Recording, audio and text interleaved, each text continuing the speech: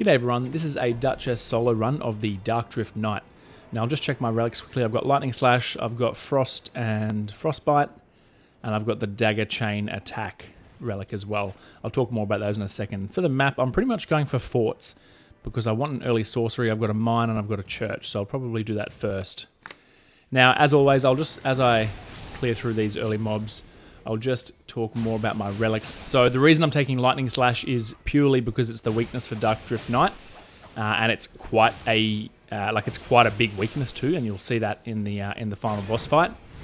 The rest of that relic, I'll put the relics up on the screen as I'm when you see the recording of this, so you can see what I'm talking about. But the rest of that relic was useless. I can't even remember what they are, but they're useless for the Duchess. The only reason I'm taking that is purely for Lightning Slash. I'm taking Frost and Frostbite damage, so you do more damage against Frostbite-afflicted enemies. I always like to play Duchess as the daggers, at least, with either Frostbite or Bleed. They just feel too weak otherwise. They feel too weak. The Frostbite and Bleed, they're not too weak, but the Frostbite and the Bleed really help to, and I'm just heading here to get level 2, and I'm going to head over to that fort. Although, no, if I clear those enemies to the side there, I have to kill the horse guy as well to actually get to level 3. So I'm going to just head straight for the fort at level 2, I think. Anyway, Bleed and Frostbite on the daggers just really helps to feel like the daggers do have a bit more of a punch to them. It helps clearing trash throughout the game, and it also helps on bosses quite a lot. So I always like to have Frost or Bleed on my dagger for Duchess. The Frostbite damage is just a bonus if you can do more damage while also... Ooh, I'm going to take that, and I'll take that because it's a Crystallian. It's not a Golem. The Golem's fine, but the Crystallian is really hard to break its stance with daggers. Having any other weapon is good for that you can do charged attacks, heavy charged attacks.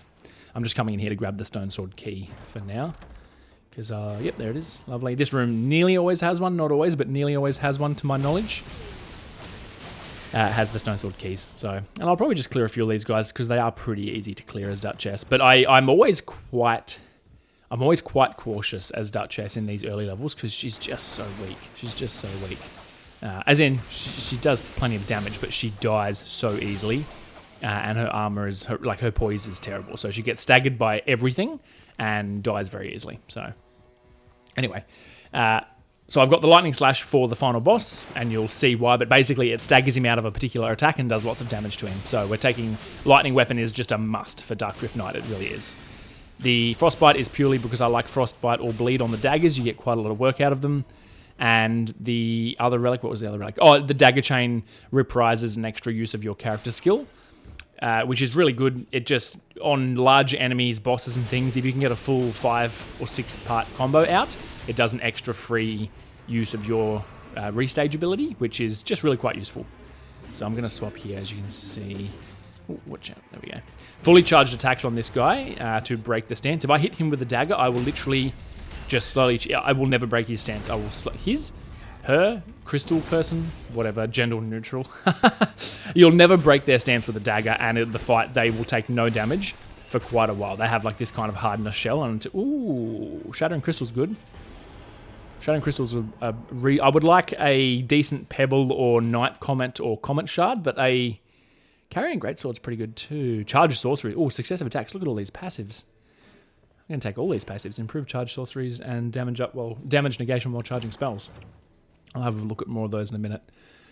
Glintstone Pebble might be useful. I'll get rid of... Yeah. So I've got a successive attacks negate damage, and then I've got Charge Sorcery there as well. That's good. There's a chest up here as well. This often has a Stone Sword key, just by the way.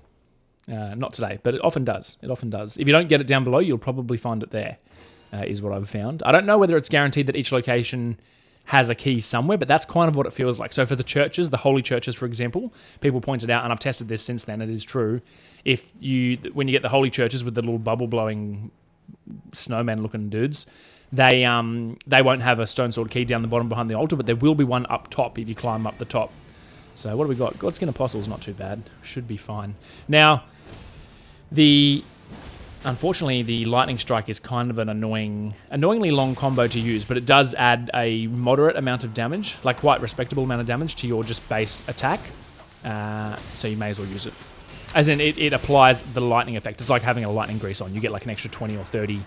Ooh, I'll open it later, not right now, but you get an extra 20 or 30 lightning damage to your basic attacks, which are only 20 or 30 damage anyway, so you're like almost doubling your damage by having an element on the daggers. Yeah, see, that Shattering Crystal's doing quite nice work, which is good.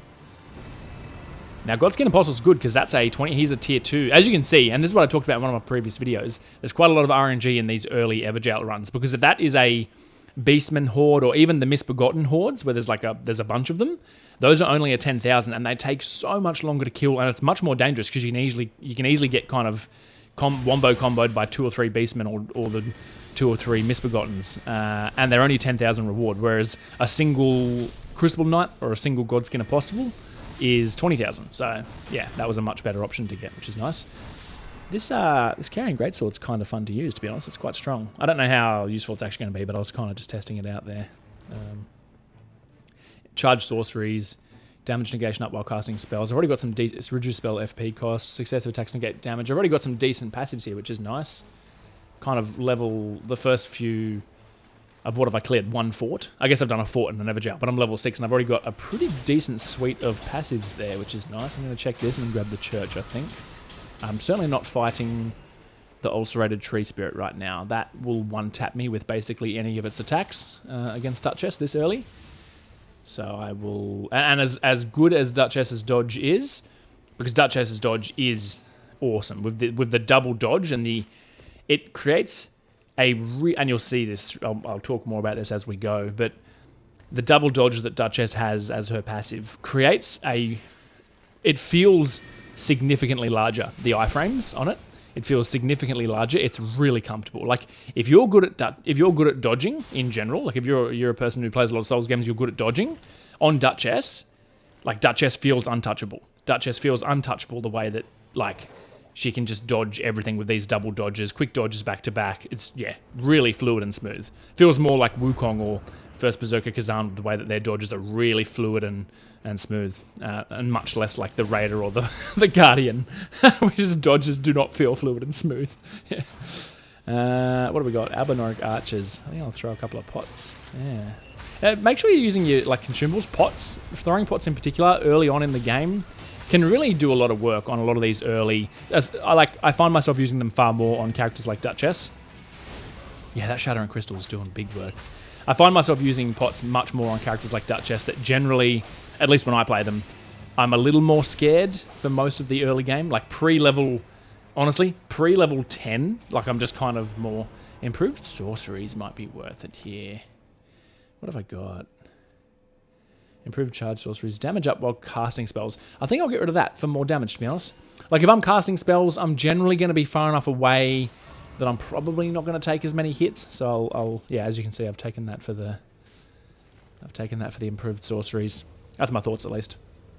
Opting for more damage than defenses, which is risky. It's kind of like an all or nothing on the Duchess, because you're already really squishy and you already do decent damage. So I'm just doubling down on that playstyle, I guess. But that's fine.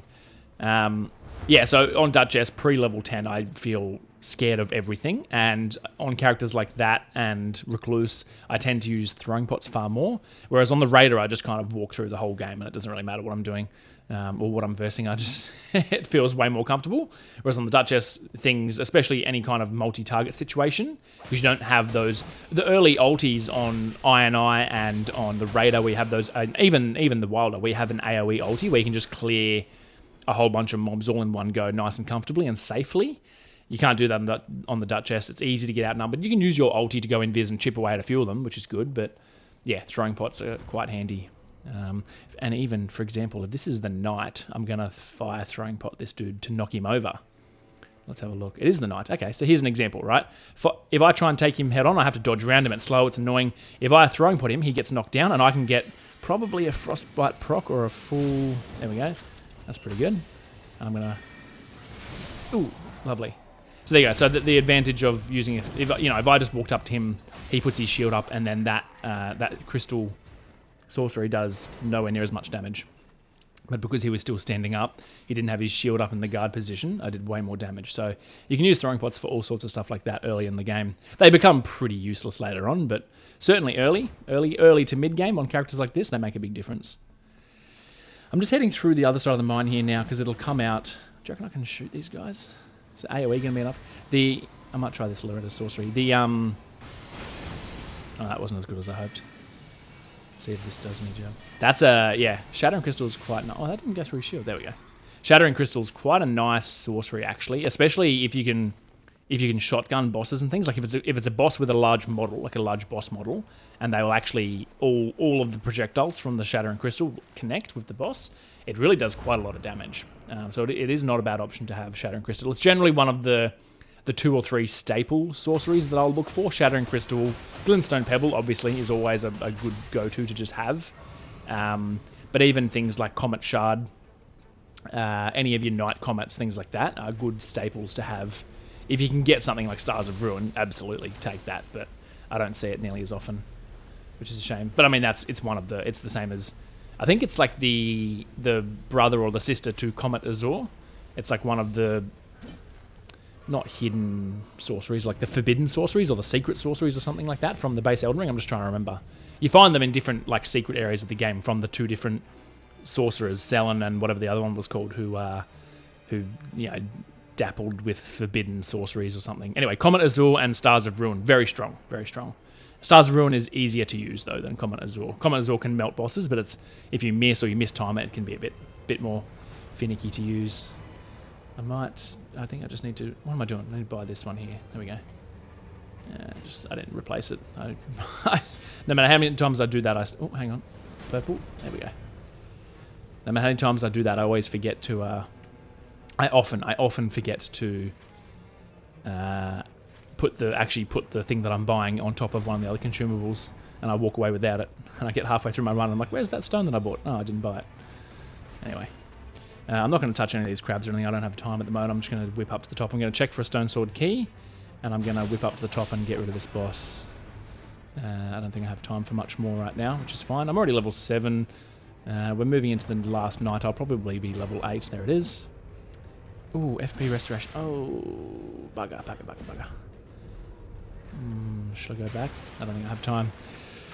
FP Restoration on attacks is a... Maybe I'll come back after the boss. I should have just got it then. I should have just killed those and got it then. It's too late now, but the FP Restoration on attacks is quite a... Look how much damage that's doing. See what I mean? If you can shotgun, so all of the crystals, the Shattering Crystals projectiles hit the same enemy, they do quite a lot of damage. So what I was saying is FP Restoration is quite a... For the Duchess in particular, obviously for things like the Recluse it doesn't matter as much because... Can I duck in here quickly? I'm going to just check very quickly for these staffs, just in case I get like a Stars of Ruin or something. It's worth... That was the main reason I came to the fort, was to check for more staff options. Nah, no good. Oh well, worth checking. What was I saying? What was I saying? Oh, FP Restoration on attacks. Yeah, so on things like the Recluse, obviously you don't need it because you have the inbuilt FP resource management with your skill. But for the Duchess, you do want to be using sorceries. They make a big difference, and they just give you that kind of ranged flexibility. Because she is so squishy, it is nice sometimes, depending on what you're versing or how many targets you're versing, just to be able to stand back and pick 2 or 3 of them off with ranged sorceries can make a big difference to the safety and the speed in some cases of your runs. But certainly the safety, being able to just... I'm going to push him the other way. Oh, I killed him so quick it didn't matter. What do we got? Thrust and counterattacks. That's no good, I don't think. Daggers, no, daggers are B/.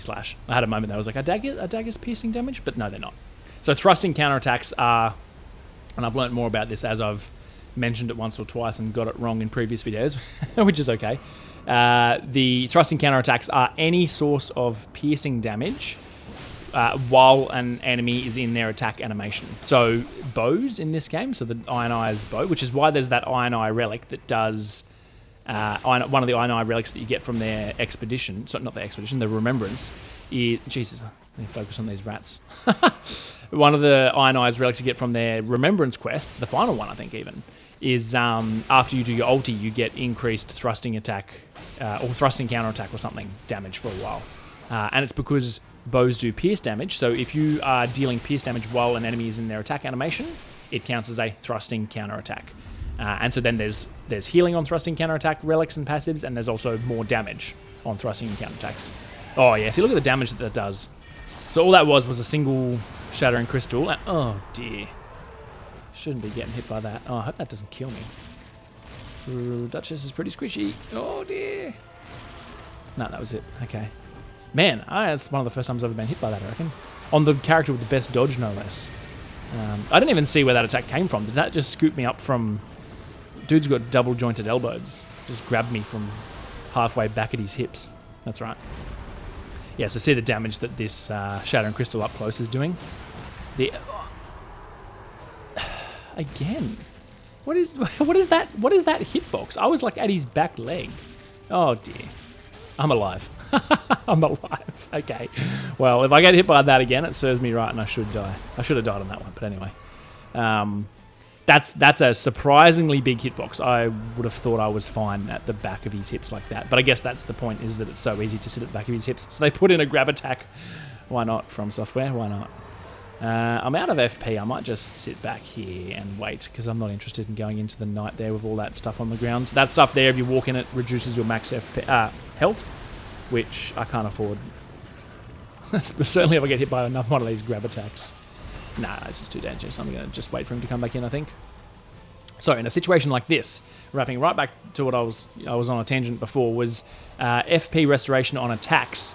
Quite handy. You don't need it on Recluse because they have the inbuilt FP restoration, but on the Duchess, where you want to be using sorceries because your int scaling is quite good, and it just gives you flex. Here it is. Dodge. There we go. All right. I learned it a thing.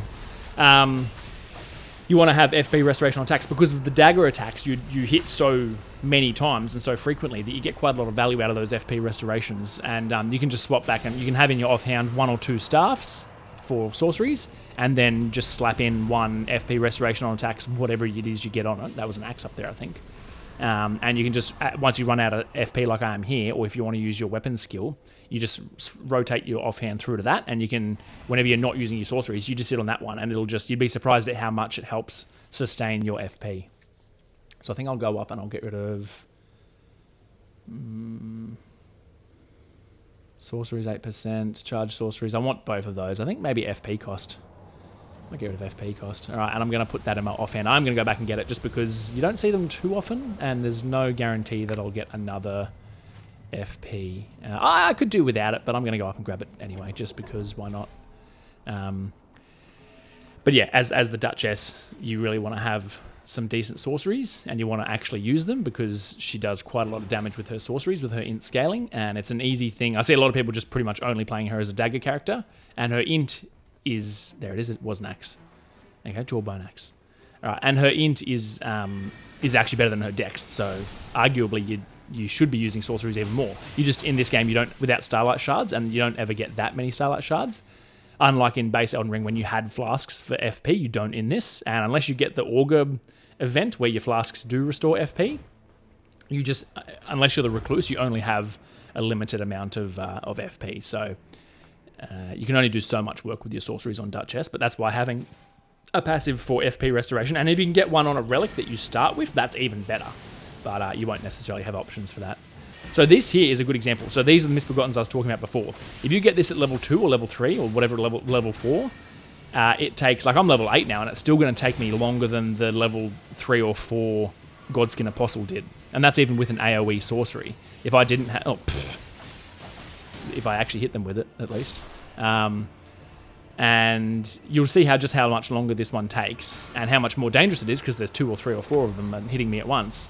And I'm pretty sure these are only a 10,000 reward. So there is quite a lot of RNG variation in these Everjail runs. Not even Everjail runs, just getting the Everjails in general. Like I would argue that this is barely more valuable than any standard map feature. If you get the Everjails like the Godskin Apostle early on, or the Crucible Knight, much easier to kill, much quicker to kill because it's just one mob and they give 20,000 runes. Getting that, plus whatever you get to kill the actual boss itself, you're getting those nice and early at level 3, 4, 5, very valuable. If you get one of these, and I will typically just walk away. If I'm level 3 or 4, or maybe even level 5, depending on what character I am, if I get this or the Horde of Beastmen, I just walk away. I mark it on I just make a note in my mind or mark it on my map, and I come back later. Yeah, there you go, 10,000. So all that time just for 10,000, and much more dangerous and much harder. Not particularly hard, but just takes more time. They're a damage sponge because there's so many of them. Way more health bars collectively to deal damage to. So I might just pop up and do, as when you Duchess, these towers are a really good option to do because they often have either starves or like FP related dormant passives. What is it? Oh, it's the tree stump. Get him. There we go. There we go. Lovely. After you've, like, if you haven't, look up a separate video for these if you want, or a guide on these if you're not familiar with them or how to do them. But once you've done even just a few of them, they take you not long at all. And there's only, Carrion Slicer is a 10% max HP is nice, and I do want that. Carrion Slicer's good. I think with my dagger, like, Carrion Slicer is really strong, and I often do take Carrion Slicer. If I'm playing the Recluse, I nearly always take Carrion Slicer because it gives me an option to deal some quick melee damage. Ooh, Erdtree's Feather. Lovely. We'll get rid of thrusting counterattacks. If I'm playing the Recluse, I nearly always take Carrion Slicer because it gives me that reliable melee quick damage. I kind of already have that with the dagger. I kind of already have that on Duchess with the dagger, so I'm going to opt to take the health because I need the health just as badly, if not more. I already have plenty of damage between my dagger, my frostbite procs, the lightning effect that you're going to see, and that is the other consideration, is that on the final boss, I will be using my dagger because I need the lightning damage on the final boss. So it's not going to be as much use on the final boss, and I'll probably just use the Shattering Crystal anyway, and so I may as well take the max health, because the max health might be the difference between a wipe or a death at least, and not. So max HP is always good if you can take it. Max HP and damage negation, always king if you can grab them. Unless it's like the single best damaging thing that you get that you're going to use for the rest of the game, and you're going to use it for the final boss specifically. But otherwise, you probably always opt for defenses. I don't think I'll do this camp. I might just go straight for the field bosses at this point. I think we're into the second day. We'll see what this field boss here is. Erdtree Avatar, lovely. All right, this is an easy enough boss. Certainly for Duchess with a... I'm going to just activate my lightning there now, so because it's a bit of a longer... It does decent damage. Oh, that was too long. Problem is with the sorceries is they just take so long to cast. That's why I found Recluse so hard to solo, because the sorceries just take so long to cast most of them. But as the dagger, you'll see between my... And for this one here, just surge sprint to the side. Just while you're locking on, just press straight left or straight right on your either keyboard or on your analog stick while locked on, and you'll just run perpendicular to the boss and you'll dodge all those things, assuming that you're surge sprinting. So as you can see, my uptime here on Duchess with the ridiculous dodge that she has and the quick recovery time of the dagger attacks. Like you can dodge into dagger attacks, into dodges so quickly, particularly the first two light attacks of the dagger. If you're fighting things that you're not so comfortable with, just stick to 2 light attacks. That's it. Because the third light attack is a 2-part attack and it's significantly longer than 1 and 2, right? As in the first and the second light attack. So 1-2 light attack, be ready to dodge. 1-2 light attack, be ready to dodge. And you can fit in 2 light attacks. Oh, there we go. You can fit in 2 light attacks in between nearly any boss attack. You really can. And the yeah, it's really quite easy. So as I said, the dodges on Duchess are just so smooth and fluid, and they have such big iframes with the double dodge that she really does feel quite untouchable if you're playing her well, or if you're comfortable with dodging at least. So it's pretty good. I don't need either of these weapons. I've already got the Violent Deluge of Star Rain, but I might just take another because I don't actually want either of those weapons, and I don't want their passives. So I'm just going to take that. It probably doesn't do anything. I don't think it stacks. So that's probably just a nothing dormant power that I got. But anyway, I'm going to quickly check what boss this is, but I kind of want to just go to the castle. I'll see. If it's an easy one, I'll go. If it's not, I'll... Oh, Draconic Tree Sentinel. No. We'll just head to the castle. Yeah, I mean, I could kill it, but it's a strong field boss. It has very high damage output, the Draconic Tree Sentinel. Very high damage output. If it collects me with any of its like lightning dragon claw hits, it'll probably one-shot me or close to one-shot me. So it's not worth it. I kind of wanted to go to the castle anyway. Oh, that's good, but I have 2 good ones anyway. I think I'm going to not take that because I don't stance break very often with daggers. So yeah. And if I just go to the castle, I can farm a little more easily and a little more safely than trying to take on the Draconic Tree Sentinel. It's one of my more disliked bosses, to be honest. I don't like mounted fights in general. They run around and they're hard to things like the Raider's Retaliation and stuff like that are typically a little harder to get on mounted bosses because they move out of your range so quickly. They're like more of a hit and run style boss. Whereas, and they also, the Draconic Tree Sentinel, Draconic Tree Sentinel, just does a lot of damage. So, and there's just Banished Knights here, which are pretty easy to farm. Not easy enough, you know, which is fine. I could also go down and check what's down the basement. I think I might need to. With a shield, these sorceries are going to get nowhere. Oh dear, oh dear. This one's not so bad, but the Banished Knight guy with 2 swords, I swear, has the most frustrating moveset. Every time you think his combo's done, he's still got one more little flippy stuff. Oh, this bloke. This bloke right here. Speak of the devil. Yeah. I'm going to ulti even, because I hate them that much. I swear whenever you're attacking them, no matter every time they catch me off, you think their combo's done, and then they still do one more flip and double slash, and they kill you. Anyway, that's what ulti's for. So the ulti on Duchess, improved sorceries. Nice. 7%. The ulti on Duchess, you can still very much use it as a solo play. You don't need to use it to like stealth your team or anything. You can use it and you stay invis while attacking. Initially, when I first played Duchess, I just assumed that you'd get broken out of invis once you start attacking. You don't. Let's say, I don't know how long it lasts. Let's say it lasts 5 seconds or 10 seconds. You can just attack while invis that entire time, kind of for free. They will start hitting randomly, so you have to be careful on really big bosses with big... Bellbearing Hunter. I don't mind him too much on Duchess. I do have a fairly decent... Like, the dodge is pretty easy. This is a good example, actually, of 1-2. You'll see me do a lot of 1-2 dodge here. 1-2. This one, you can even fit the third in. So the third is the double tap. So 1, 2, 1, 2. The extra 1-2 is the third attack. So, wait, this is a 5-part. There we go. I'll just refresh my buff. Oh yeah, see, refreshing the buff on Lightning Slash has just a little bit longer than most bosses will allow. 1, 2, 3. 3 is the double tap, which is why I have to be careful of the third. The third is a much, like almost the third, going from the second to third light attack almost doubles your commitment in terms of time that it takes to that you're committing to attacking. So this is one of those bosses, I've said it before, unless you're comfortable with the moveset, the amount of, I've been playing co-op more recently, and the amount of co-op runs this bloke here has wiped, because if the other players aren't familiar with his moves, he just cleans up the whole team in one combo. Like one of these red combos, he'll just clean up the whole team. It's pretty disgusting, actually. But if I'm by myself and I'm on a character that I've got a decent weapon, I'm pretty comfortable fighting him. But you do have to, it's one of the bosses where you just have to give them respect. You can't, oh man, you can't try and, see, I can't, the refreshing my Lightning Slash is just a little too long. It is one of those bosses that you just have to respect, and you can only do 1 or 2. On the dagger, I can do up to 3 light attacks, but that's because they're so quick. Most weapon classes, 1 attack between these combos at the end of the combo. Not between attacks, just at the end of the combo. And I've said it before, you can get them into this bit of a shield bash loop if you stand behind him. He can do 2, 3, 4, sometimes 5 shield bashes in a row, and it's a pretty consistent, easy, reliable way to get some damage in after each shield bash.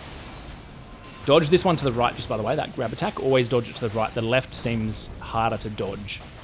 I don't know that for sure, but that's just my feely crafting. And he does come in kind of a left to right motion, so it makes sense that you dodge outside of that kind of frontal slash across the body. Skill attack power, black knife, lightning damage negation. No, I think I'll just take this passive, to be honest.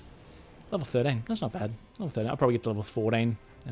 Not too bad. I typically find Duchess, or at least when I play her, I'm a little less comfortable on her. I've played her much less, and most of my Elden Ring experience, I've mentioned this before, was playing with colossal swords, and so I'm used to staggering, just brute forcing a lot of enemy classes. So even now, when I come up against things like Banished Knights and things like that on a character like Duchess, where you have to respect their attacks, as opposed to on the Raider, that you can just attack through them. You can just go hit for hit with the Banished Knight as the Raider and you win. Whereas on the Duchess, you actually have to respect their attacks, and I'm still not as used to her. So I typically am a little slower on Duchess. My early levels 1 to 8, probably in the first day, is just a little bit slower, a little more risk adverse in that first day. But she comes on, her damage is so good that with her restage character skill, that she comes online and she does a lot of damage. And she's awesome in co-op. If you can be the one that's just hanging out around the back and sides of the enemy and just dipping in and out, getting in lots of little dagger attacks and some sorcery hits, you can just melt bosses. Like, it's so good. If you've got a Guardian or a Raider or even a Wilder taking the brunt for you, you can do so much damage with the Duchess. And the Recluse, to be honest. It's pretty much the same deal as the Recluse. Much less comfortable in solo. The Recluse is even less comfortable in solo than the Duchess. But, in co-op, if you've got someone taking the attention for you, you can just unleash fairly disgusting amounts of damage, which is pretty good. And the Duchess is so good in co-op as well, for a similar reason to the Ionize character skill, because it also scales team damage, not just your own damage, which is fantastic. As in, it'll restage, your character skill will restage all the damage on them, not just your own. So if your whole team procs multiple instances of blood or frost and a big character skill or something, and then you restage, you replicate all of that damage, not just your own, which is awesome. And same with the Ionize. The Ionize marking dash, the mark increases all damage the target takes by 10% or whatever it is, I think. So it also scales the team damage, which is good. So what's this? Dragonkin Soldier. It's kind of an annoying boss, but not too bad. Should be okay. Although I think the Dragonkin Soldier is a lightning effect, it's like a lightning themed or lightning attributed creature, or boss. So my lightning dagger is going to do far less. It might even be lightning and frost, or maybe it's just lightning. Anyway, I feel like my dagger's not going to do much damage, but hopefully the shattering crystal does. It's not doing much damage to this guy.